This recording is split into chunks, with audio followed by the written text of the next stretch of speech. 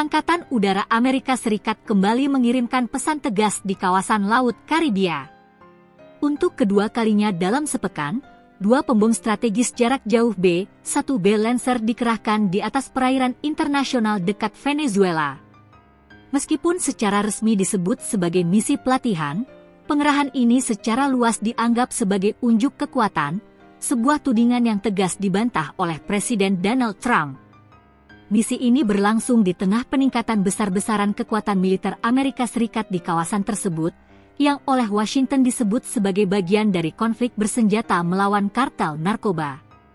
Saat ini, terdapat sekitar 10.000 personel militer Amerika Serikat, termasuk kapal perang dan pesawat tempur siluman F-35. Apa arti pengerahan B-1B setelah misi B-52 pekan lalu? Mengapa Trump membantah laporan tersebut? Dan bagaimana peningkatan operasi ini telah menimbulkan korban jiwa? Dalam 7 menit ke depan, kita akan membedah eskalasi militer Amerika Serikat di halaman belakang benua Amerika. Unjuk kekuatan B-1B Lancer dekat Venezuela.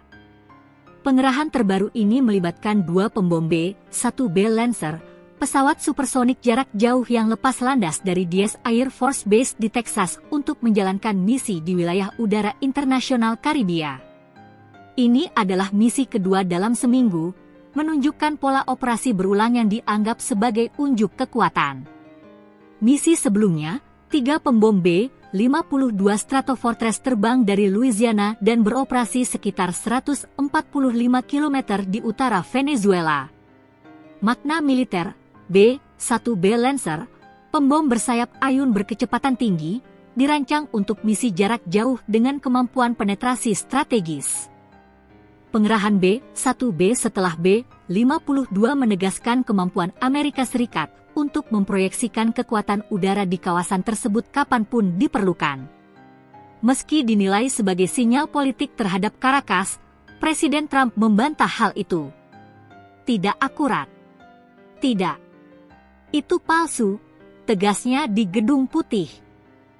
Konflik bersenjata dan peningkatan operasi. Penerbangan pembom ini terjadi di tengah eskalasi besar-besaran kekuatan militer AS di kawasan Karibia. Pemerintahan Trump menyebut Washington kini terlibat dalam konflik bersenjata melawan kartel narkoba, yang memperluas aturan pelibatan militer secara drastis. Data menunjukkan peningkatan yang signifikan. Personel, sekitar 10.000 anggota militer Amerika Serikat dikerahkan. Aset laut, 8 kapal perang Angkatan Laut Amerika Serikat beroperasi di area tersebut. Kekuatan udara, 10 F-35 Lightning II ditempatkan di Puerto Rico, didukung pesawat pengintai tanpa awak MQ-9 Reaper. Pengerahan F-35, pesawat tempur siluman paling canggih di dunia, menunjukkan operasi ini telah melampaui skala operasi anti-narkoba biasa. Korban jiwa dan perluasan serangan udara.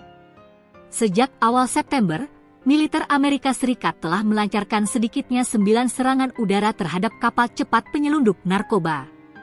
Fokus operasi, mayoritas dilakukan di perairan Karibia dekat Venezuela.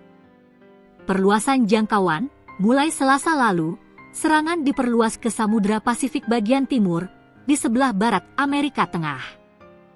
Korban tewas, sedikitnya 37 orang tewas akibat serangan udara Amerika Serikat di kedua wilayah tersebut.